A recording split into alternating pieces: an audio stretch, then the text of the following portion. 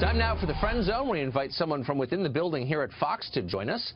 With us tonight is the legendary Bill O'Reilly. He's been hosting The Factor for more than 20 years. He's also found time to write an entire shelf of books, a bookmobile, really. He just released his 24th. It's called Old School, Life in the Sane Lane. Bill O'Reilly joins us now.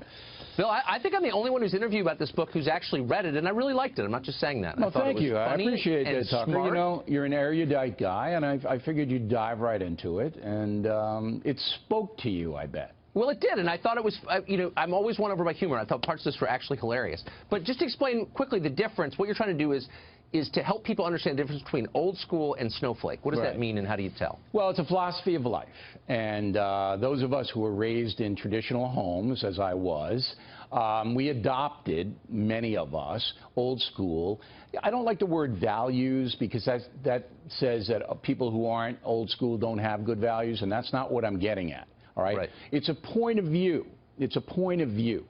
And the point of view is there are certain things that you do and certain things that you don't do. Whereby the snowflake culture that has risen dramatically in America in the last 5 years, they see life in a totally different way. So in old school, we spell out the traditional old school point of view, POV, as opposed to the snowflake POV. And then you know who you are, which one you are. And which one are you, Carlson? Well, I hope I'm not a snowflake. But reading this, I'm thinking, I mean, some of these were really interesting. Some were, you know, ones you would have guessed. Others weren't. So here's one that really stuck out.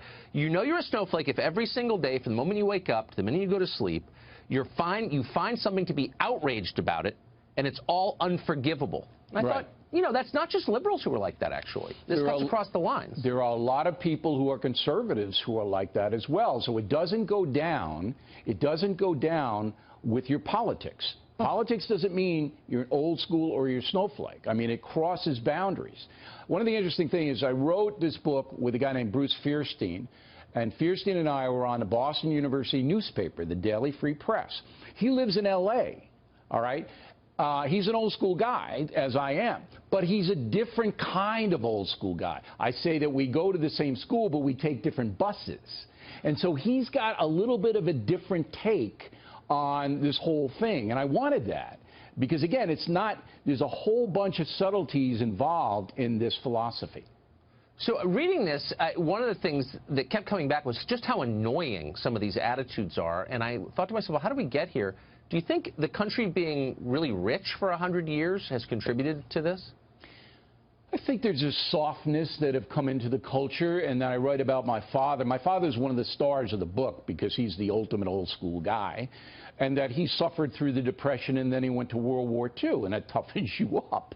Yeah. And then since the Vietnam War, we've had a volunteer army, so that the military is still tough, but a lot of we Americans are soft, and we're full of entitlements. You got to give me this, you owe me this, and that's the snowflake culture. That the world owes you stuff. The government owes you this, and you'll never prosper under that. I feel bad for the snowflakes because sooner or later they're going to crash land in a puddle, and they're not going to be able to get out. They're going to dissolve.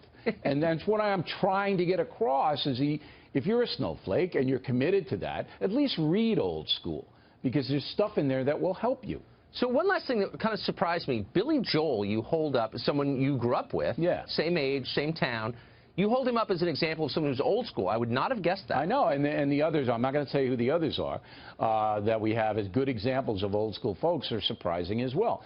The reason is that Joel did it by himself. You know, he didn't have a great family, dropped out of high school. He did all the wrong things. And but he's an old school guy because he believed in himself and his talent, and he developed the talent. All right, he worked and worked and worked, and then he broke through. And he's still an old school guy. I mean, I don't hang with him every night, but I see him occasionally. And we talk about the old neighborhood. I've known him since I'm 12, all right? And he's still the same kind of guy. And that's old school. So that's why I included Billy Joel in the book. You definitely made me like him more. I will say that. You what? You know the name of the book, Old School? It's good. I liked it. Thanks a lot, Bill O'Reilly. All right, Tucker. Thanks for having me in.